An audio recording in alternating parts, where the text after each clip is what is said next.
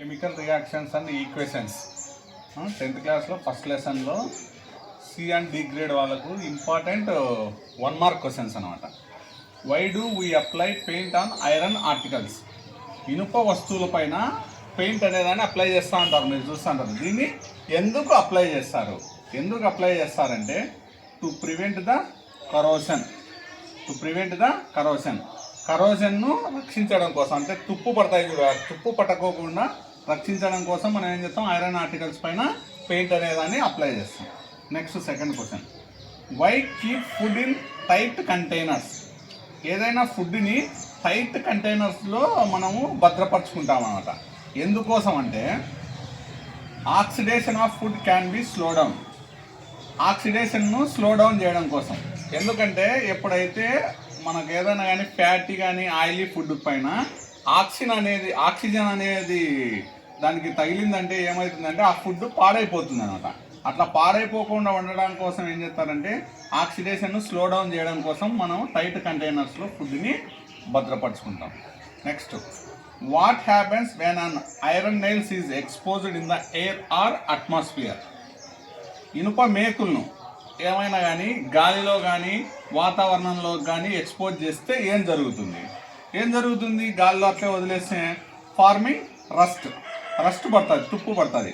ఈ రస్ట్ని ఏమంటారు? ఐరన్ ఆక్సైడ్ అంటారు. Next fourth question, why do silver, gold and platinum not corrode in moist air? Silver, gold, platinum అనేటివి తొందరగా కరోడ్ కావు, తుప్పు పట్టవు. మిగతా లోహాలు తొందరగా తుప్పు పడతాయి, కానీ సిల్వరు, గోల్డ్, ప్లాటినం అనేవి తొందరగా తుప్పు పట్టదు. కారణం ఏదంటే they have very low in the reactivity series of మెటల్స్లో ఉన్నటువంటి వాటిలో తక్కువ చర్యాశీలత కలిగినటువంటి లోహాలు అన్నమాట అది. Next, pose any one question on the understanding of rancidity. ఇది ఒక టైప్ అన్నాడు, మనమే క్వశ్చన్ అడగాల. Pose any one question on the understanding of rancidity.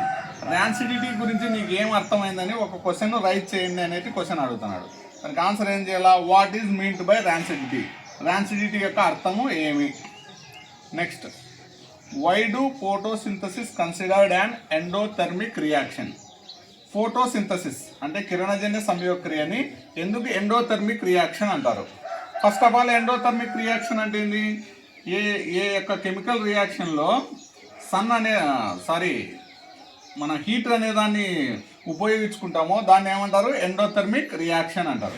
ఈ విధంగా ఫోటోసింథసిస్ను ఎండోథర్మిక్ రియాక్షన్ అని ఎందుకు అంటారంటే it takes energy from sunlight నుంచి మనకు హీటును తీసుకుంటుంది, కాబట్టి ఈ ఫోటోసింథసిస్ను కూడా ఏమంటారు? ఎండోథర్మిక్ రియాక్షన్ అని అంటారు. Next, why should a magnesium ribbon be cleaned before burning in air? Magnesium రిబ్బన్ను ఎప్పుడైనా కానీ మనం ఉపయోగించేటప్పుడు దాన్ని ఏం చేస్తామంటే ముందు క్లీన్ చేస్తాం అన్నమాట. ఎందుకు క్లీన్ చేస్తామంటే దాని మీద వైట్ లేయర్ ఒకటి ఉంటుంది అనమాట. మెగ్నీషియం రిబ్బన్ను మనం ఎప్పుడైనా చూసినామంటే దానిపైన ఏముంటుంది? ఒక వైట్ మెగ్నీషియం ఆక్సైడ్ అనేటువంటి లేయర్ ఉంటుంది అనమాట దాని యొక్క సర్ఫేస్ పైన. దానికోసం ఆ సర్ఫేస్ను క్లీను చేస్తాం అన్నమాట మనం. అది ఈ 7 మనకు C D grade 10th class పిల్లలకు వెరీ వెరీ ఇంపార్టెంట్ క్వశ్చన్స్.